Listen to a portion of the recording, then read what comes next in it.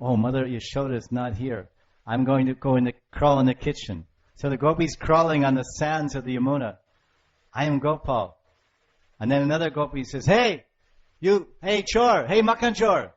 Jao, you're trying to steal my butter. So all these lilas, makan chor, gopi vastraharana, all these 18 lilas are contained in the Ras Lila. It's amazing.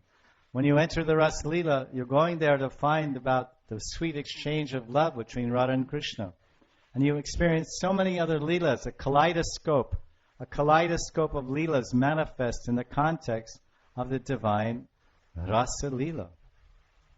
It's a special characteristic that makes it the 5 chapters, the essence. And then, this is a very unusual point, that Bhagavan Sri Krishna,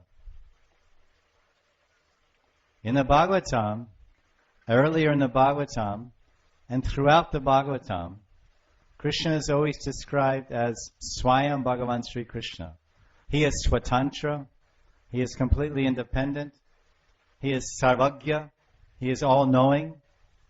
Sarvagya, he knows everything.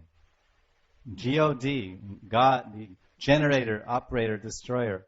He's omnipotent. Bhagavan Sri Krishna has all power. Parameshvara Krishna. He doesn't need anyone's help. He's independent. He's the independent Lord. Sadaishvarya Purna. Sadaishvarya Purna. He has all Aishvarya. Siddhi, Riddhi, Aishvarya. Everything is his. He doesn't need anyone's help. Like some very wealthy man. Hey, I don't need anyone's help. I am rich. I buy whatever I want. I control everyone. I do this, do that. Bhagavan is less so. He's the greatest controller. He's the Maheshvara, the entire universe. But we see in one verse, in the entire Srimad Bhagavatam,